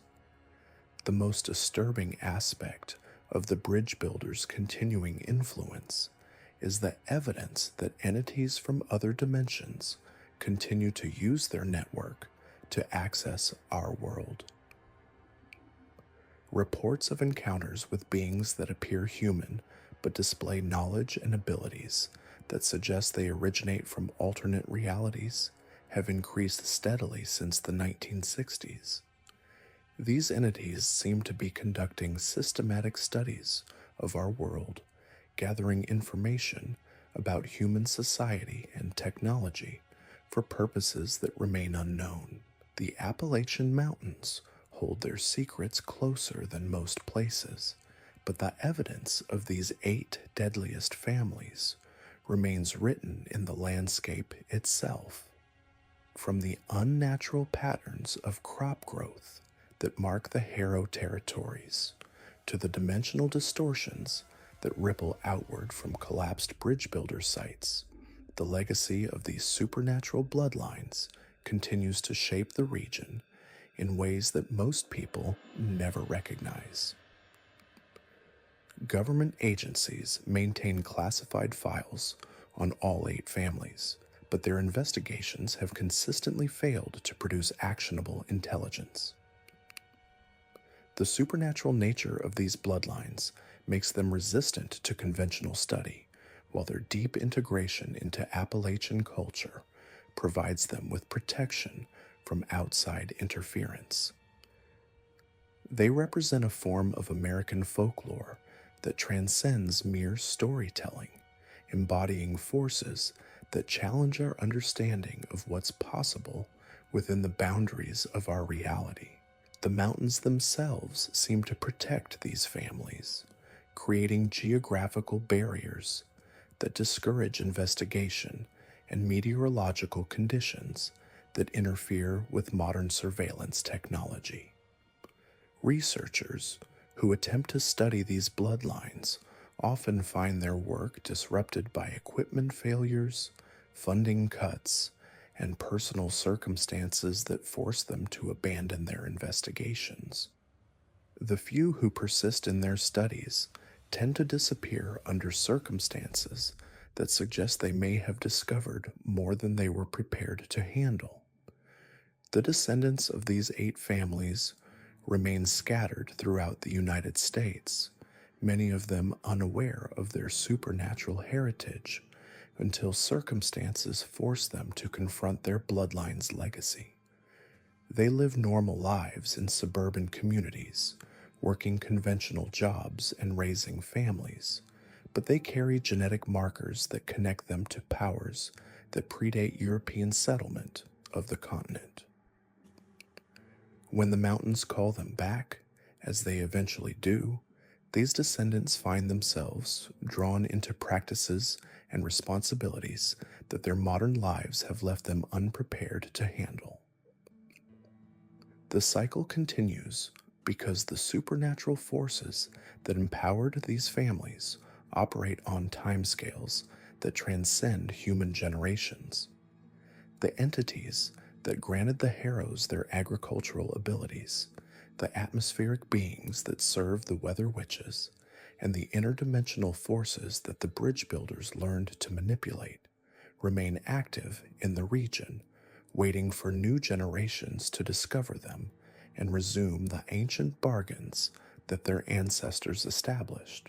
The 8 deadliest Appalachian families represent more than just regional folklore or historical curiosity.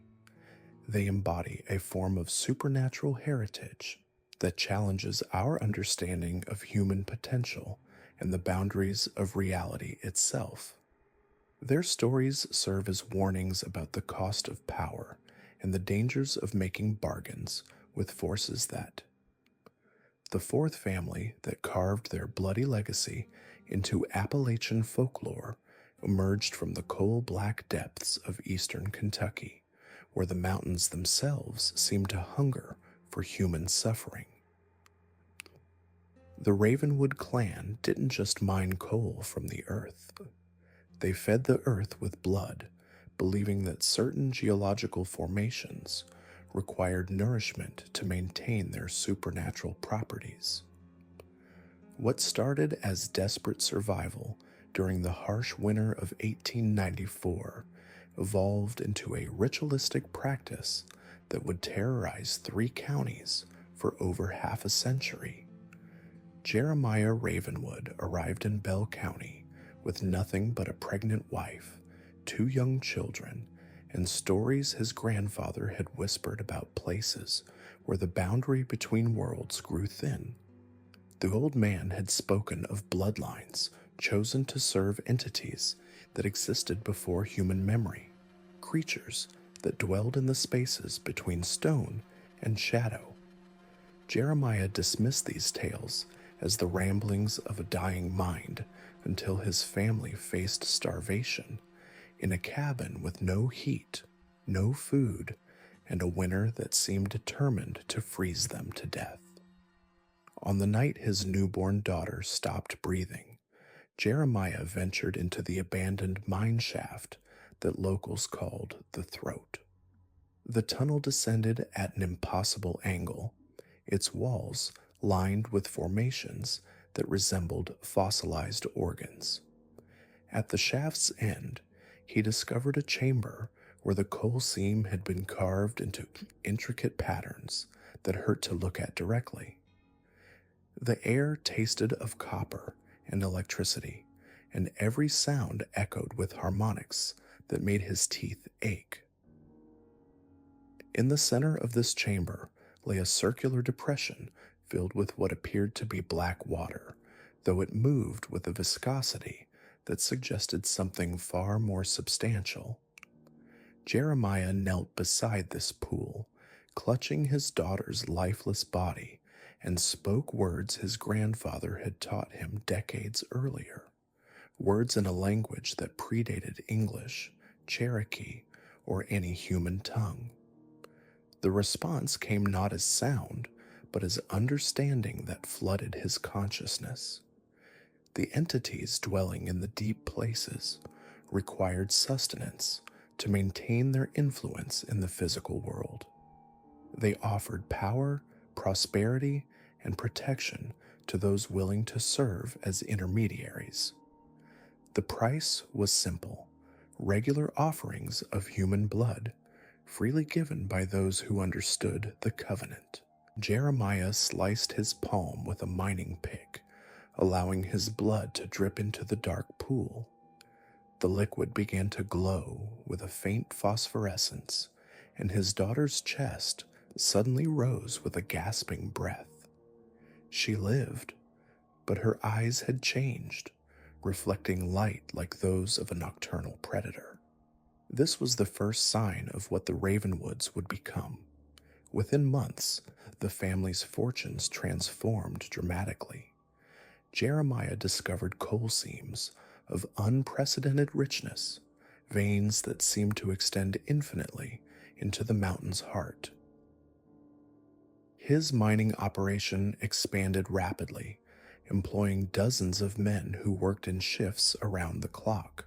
The Ravenwood mine produced coal that burned with unusual intensity, generating heat that lasted longer than any competitor's product. But the covenant demanded regular payment. Every new moon, the Ravenwood family would gather in the deep chamber for what they called the feeding. Initially, Jeremiah provided his own blood, but as the operation grew, so did the entity's hunger. Family members took turns making offerings, each contributing enough blood to maintain the supernatural arrangement. The ritual evolved as the family's understanding of their obligations deepened. They learned that the entities preferred blood given willingly, with full knowledge of its purpose. This led to the recruitment of what the Ravenwoods called contributors, individuals who joined the family's inner circle and participated in the monthly ceremonies. These people weren't coerced, but drawn by the promise of sharing in the family's growing wealth and influence. Contributors came from desperate circumstances: widowed mothers facing starvation, injured miners unable to work, young men fleeing debt or legal troubles. The Ravenwoods provided for these people generously, offering housing, food, and meaningful work in exchange for their participation in the feeding rituals. Many contributors lived comfortably for years, viewing their monthly blood offerings as a reasonable price for security and prosperity. However, the entity's appetite grew with each feeding.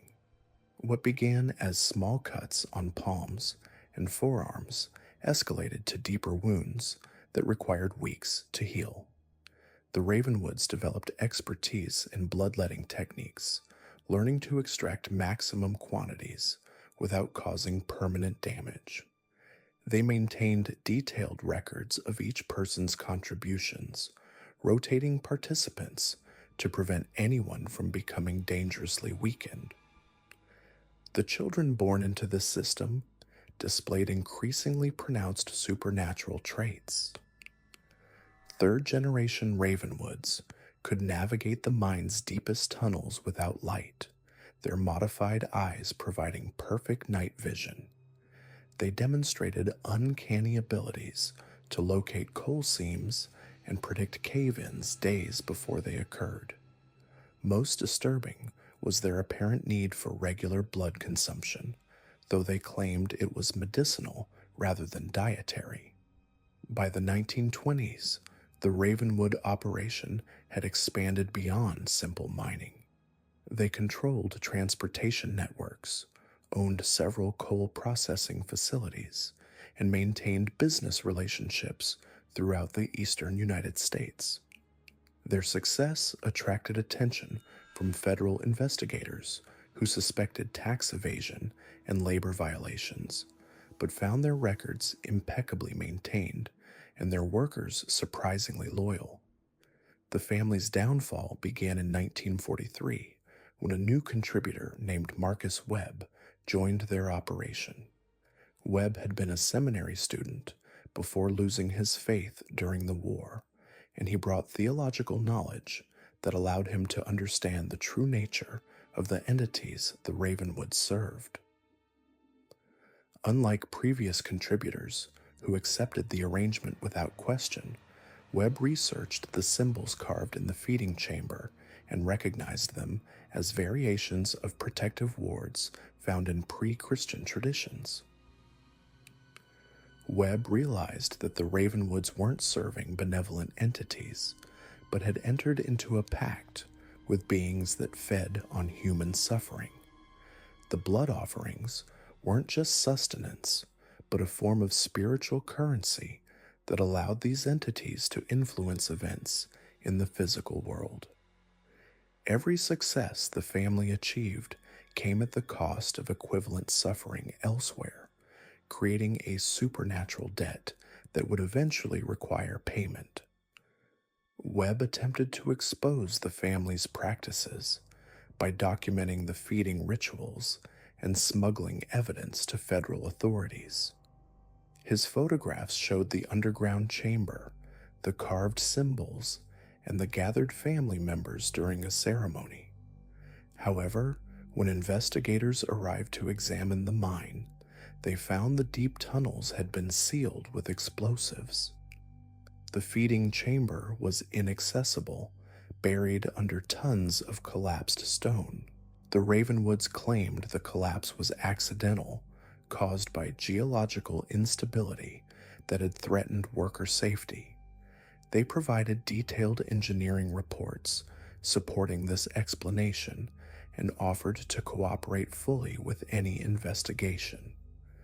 Webb's evidence was dismissed as fraudulent, his photographs declared fake, and his testimony attributed to psychological trauma from his military service.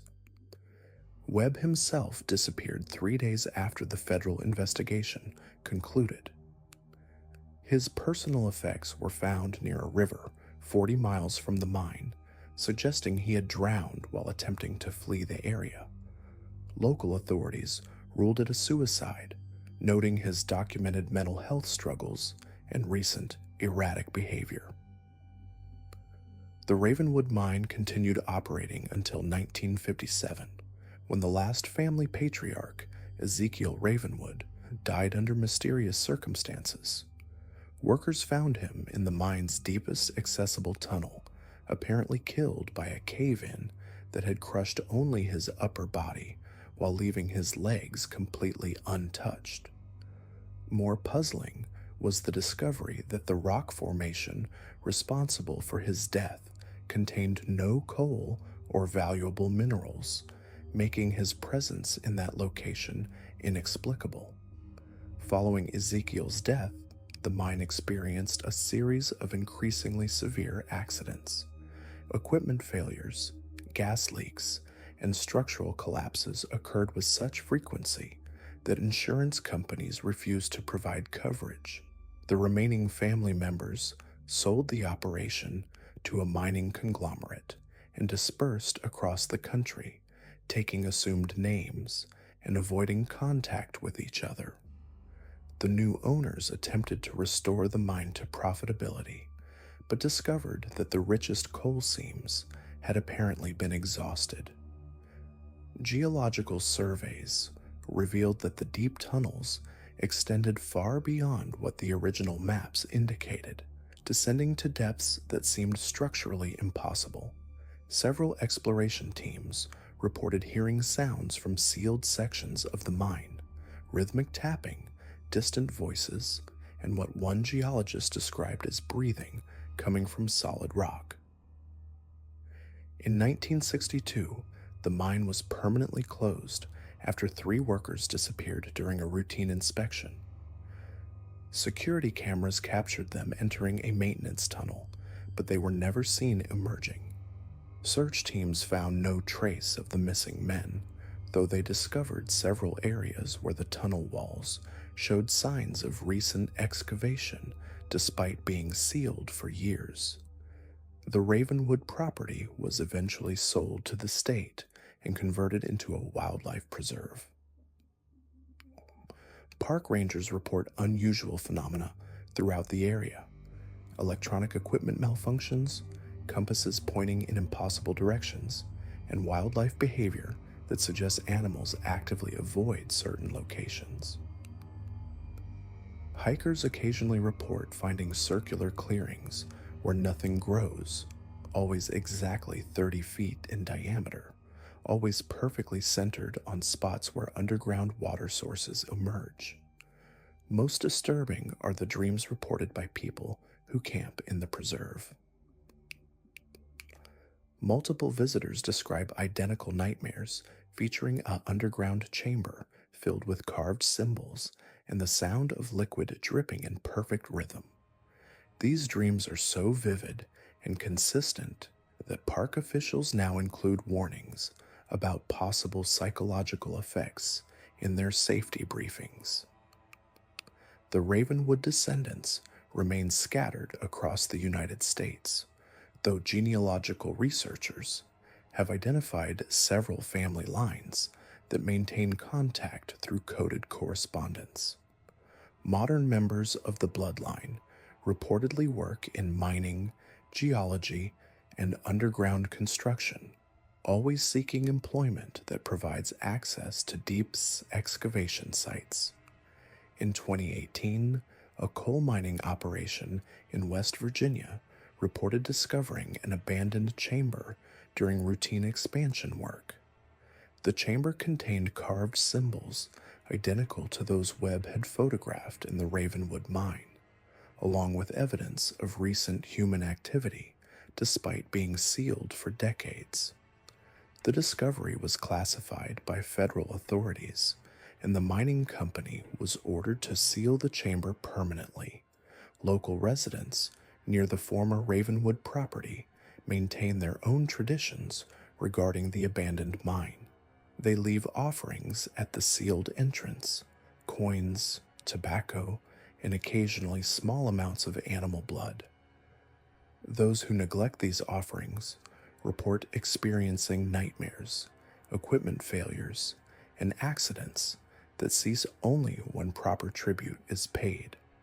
The entities that once fed on Ravenwood blood remain active in the deep places beneath Appalachian mountains. Spelunkers and miners working in the region's deepest caves report encounters with sounds and sensations that suggest something vast and hungry waiting in the darkness. Geological surveys continue to reveal tunnel systems that extend far beyond known excavations, carved with symbols that no academic authority will officially acknowledge. The Ravenwood legacy serves as a reminder that some bargains transcend human understanding. The family's prosperity was built on a foundation of supernatural debt that continues accumulating interest long after the original debtors have died. In the deep places where coal and shadow meet, ancient hungers still wait for those desperate enough to offer their blood in exchange for worldly success. The mountains remember what was promised, and the darkness beneath the earth never forgets a debt. The 8 families we've explored represent more than dark chapters in Appalachian history. They're a chilling reminder that some legacies refuse to stay buried, from the harrow's weather manipulation to the Bridgebuilder's reality warping constructions. These bloodlines have scarred both land and the very fabric of existence. Their influence still ripples through the mountains in unexplained phenomena and inherited abilities that defy rational explanation. In the shadow of those ancient peaks, remember, the mountains have long memories, and some secrets remain alive.